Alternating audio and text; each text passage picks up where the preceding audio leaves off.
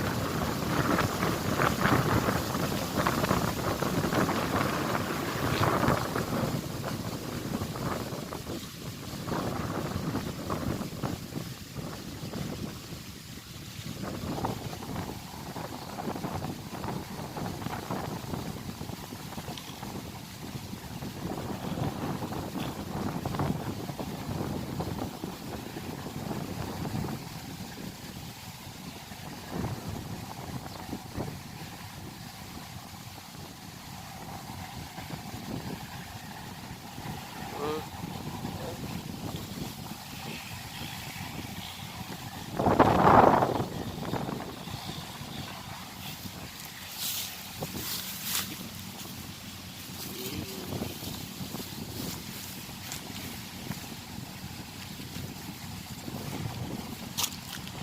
Yeah.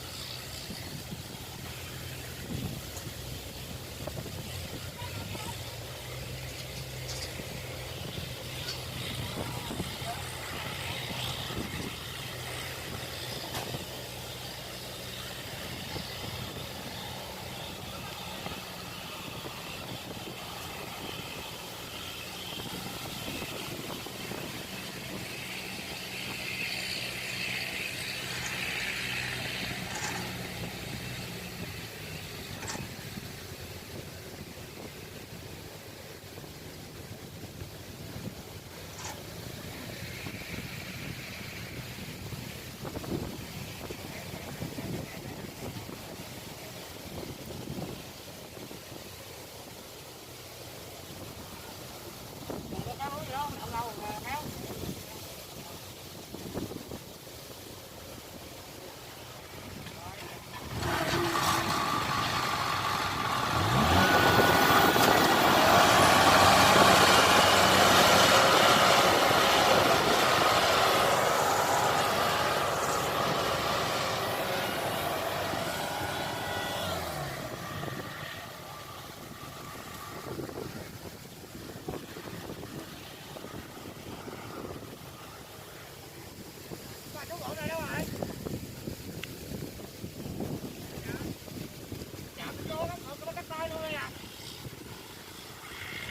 Rồi.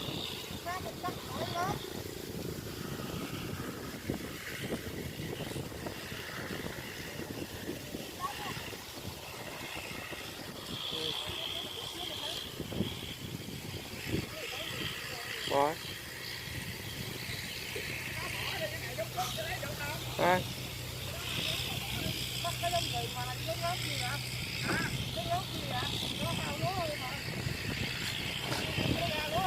Rồi.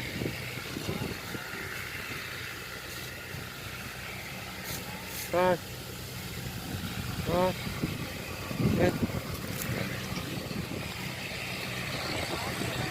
Rồi.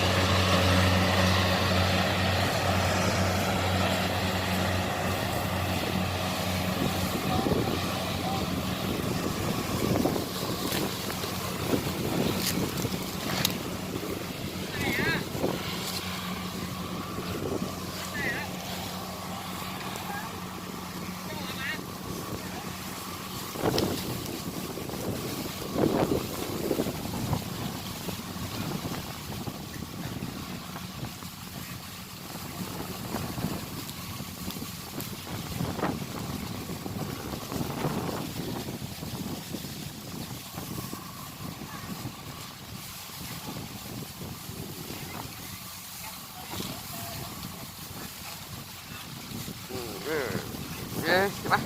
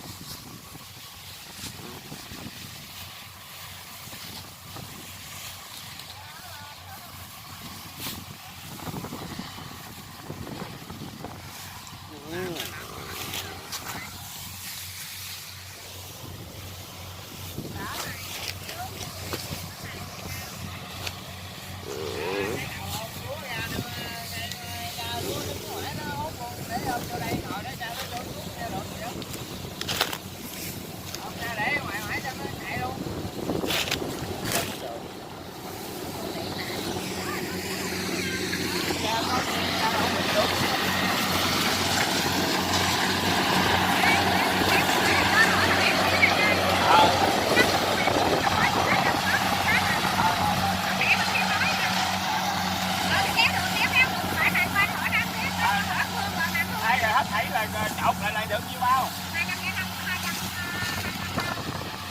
200 cũng hơn 20 bao thấy. Cũng nhiều quá ha. Để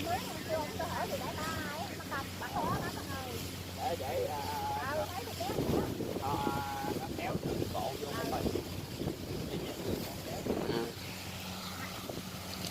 Quá trời nước. Quá trời mà. Thôi đi về. Khô được. Vậy là cái này hợp đồng 28 đốt đúng không? Mấy giờ đốt? Đây là đốt phải chặt. Để cho nổi trên đất mà nó đốt được này đi ơi. 28. Trời ơi, đào cắt rồi mới đốt á. Không mấy anh sửa anh quả hình thịt đi, sợ anh tới cái nhà đi. Có gì nào đốt mình đây giúp tiếp cho. Anh quả hình thịt đi. Ở trên này đâu có cháy lan ai đâu sợ.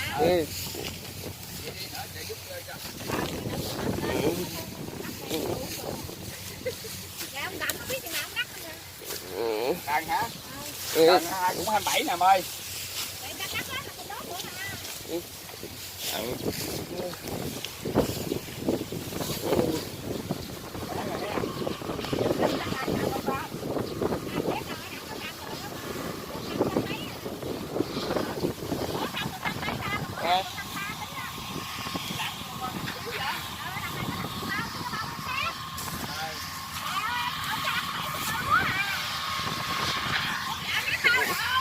Trời ơi, chứ đâu. Ê.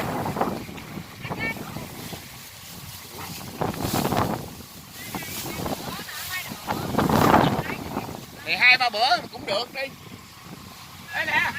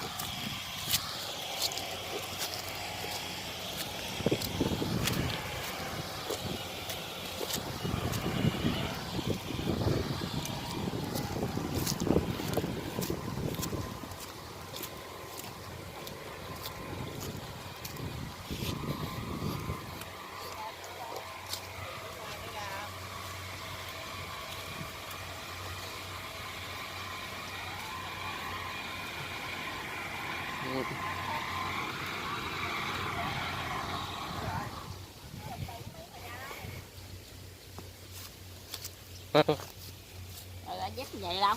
À. Dép. Ừ. Hết không trời. Có nhiều bao đâu, có khuôn của em có nhiều đâu, có bốn. À. Ừ. À. Anh kia là ông này kia là của cái ông kia. Ừ.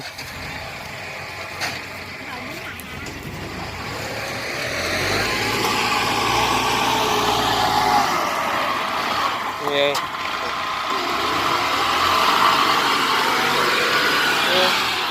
Đi. Rửa giò đi. Không. Ừ, rửa giò đi. Uống cà phê vậy không? Đưa phết tay làm cho uống. Phê đi, làm đi. Cái khuôn trong này của em. Của em 450 á là cái khuôn trong này của em, còn ngoài kia chút của anh kia là của ông. Không có kéo vô đây nữa phải không? Không biết ông kéo đâu tại ông đi. Không có vô đây nữa phải không? Hả? Không biết ông xin ông mới xin qua bên.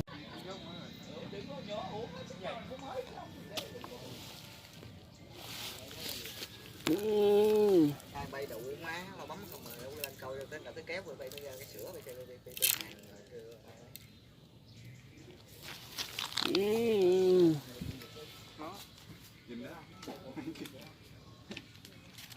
kiếm chuyện gọi đây.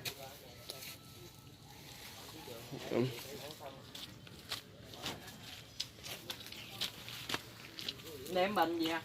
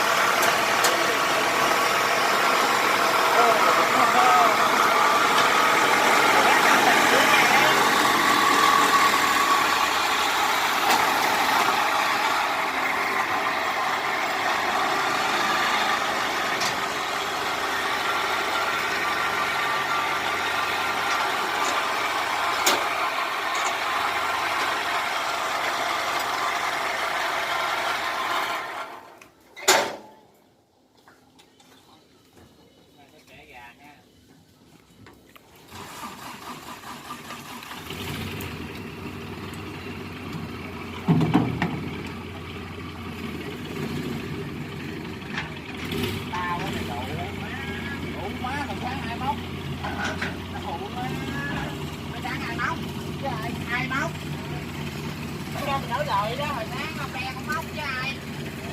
Hỏi lộn đường. Rồi, nó sáng trưởng móc qua.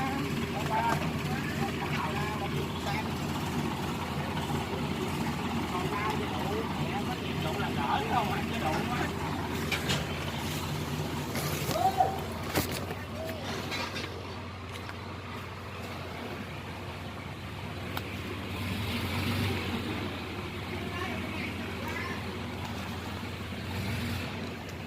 Ừ.